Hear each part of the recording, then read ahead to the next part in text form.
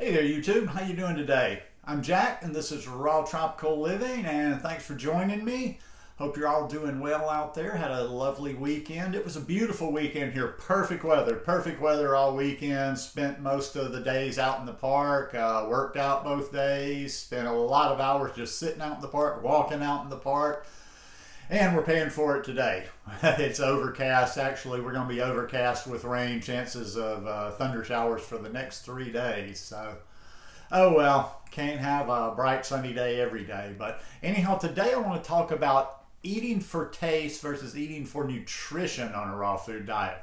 Guys, if you're not already subscribed to my channel, please go down and hit that subscribe button now. And then click on the little bell and check send notifications so you'll stay subscribed to the channel.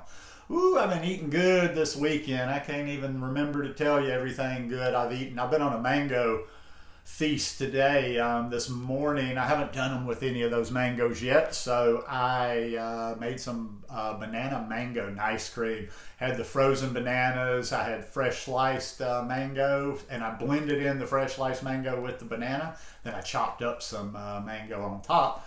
Then, if that wasn't enough, for lunch I made my famous mango red pepper dressing. Oof, it was good. And I just finished that about 10 minutes ago, so I am full. So anyhow, today, people constantly, I see on Instagram, and everything is about recipes, and finding more food. And every time somebody posts a photo, what's the recipe on there? And, I've felt like almost from the beginning doing this channel and talking to people and reaching out that I'm just different. I mean, I just process things differently, look at things differently. There's a certain way of saying this that I just want to kind of try to translate to you guys. Is most people, and I never realized this, I was probably the same, even though I was still a bit utilitarian when it came to food, even when I was on a standard American diet. But I did, to the large extent, eat for taste. I mean, remember, everybody's done that. What do you feel like this evening? What do you feel like eating? Which usually translates to, what do your taste buds like? It's almost like frivolous. Like, ooh, I just picked this out because I want this taste tonight. Ooh, I want this flavor.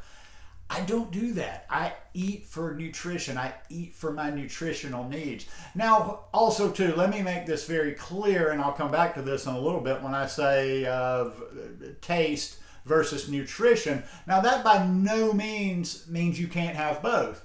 I'm just saying, and this is a very especially important in the beginning, is that it's still, when you're making those choices, make those choices based on nutrition and not like, oh, I feel like eating this tonight or that or whatever. A lot of and you know what, a lot of people talk about their cravings and their addictions and this and that.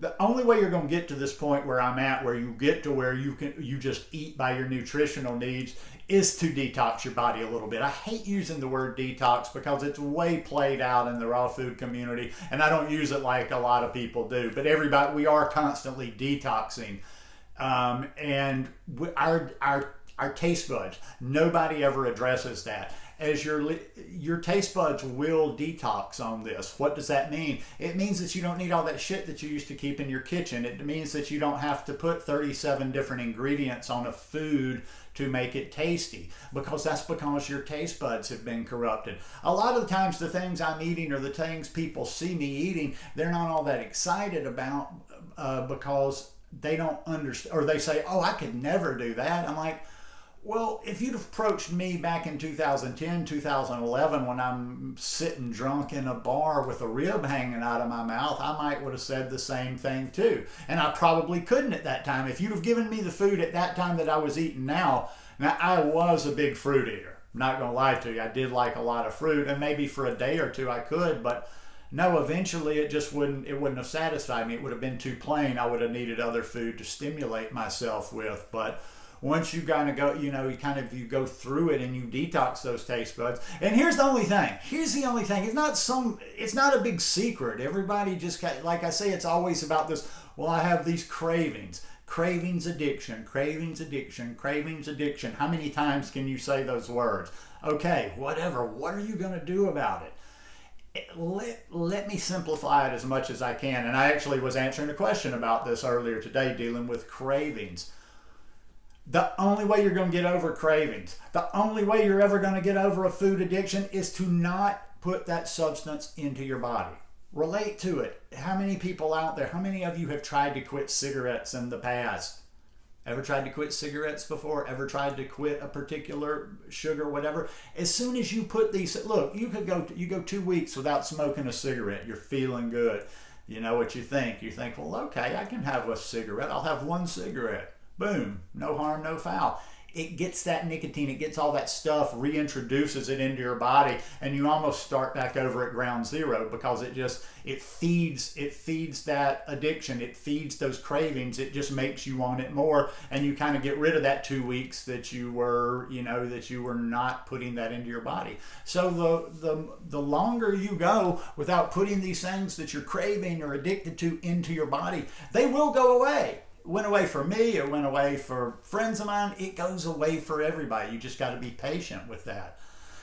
So that's what, like I say, and still to this day, sometimes I'm sitting around in the evenings and I'm like, okay, I kind of want to eat this. I'm like, well, no, I can't eat this. Like, for instance, here's a good one right here. Sometimes I'll wake up and I'm like, I feel like a little almond butter with my nice cream in the morning.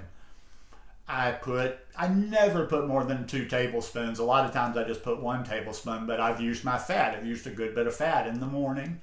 And yes, somebody always points that out. It's not 100% optimal to have fat with the fruit, with the nice cream, but it doesn't bother me, and I'm not doing it every day. But the point being, if I do something like that, then I get to the time of the day where I normally make my salad. I'm getting ready to make a salad where if I was going to use tahini or a higher fat dressing, I might have that in mind. And I've done that a lot of times. I go to make that, I say, okay, I'm going to have this dressing. I'm like, no, wait a minute, too much fat for the day. So I adjust and I have another salad dressing because I've had my fat for the day. I'm not thinking about, oh, well, I want this one. This taste-wise, this is the dressing I want right here. No, I have another dressing, and then tomorrow I don't have fat until I have my dressing, and then I have it like that.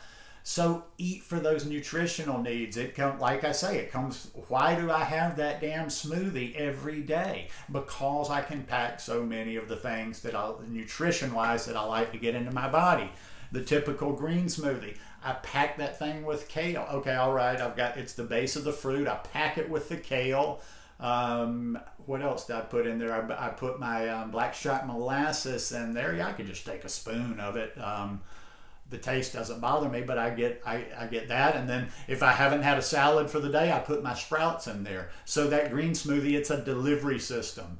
It's not about the taste of it. It's about getting certain things into my body. But I love those green smoothies. That's the thing. A lot of this stuff you see, when you watch my What I Eat in a Day videos, I know even the people that like me and follow me and believe what I'm saying to them are like, well, I could never do that. Well, it's because you've not evolved to that place. And I'm not saying you should. I'm just saying that I'm not sitting around putting things into my body, even though they don't look that appetizing sometimes. I'm not putting anything into my body that I don't thoroughly enjoy. It's just the fact that I'm putting that nutrition first, and over a period of time, that just becomes to be the most flavorful food. Like a mango tastes different when you first start doing this lifestyle than it does a year into this lifestyle, if you're doing this lifestyle correctly and you're not putting bad things back into your body and your taste buds are detoxing and you're used to that kind of stuff.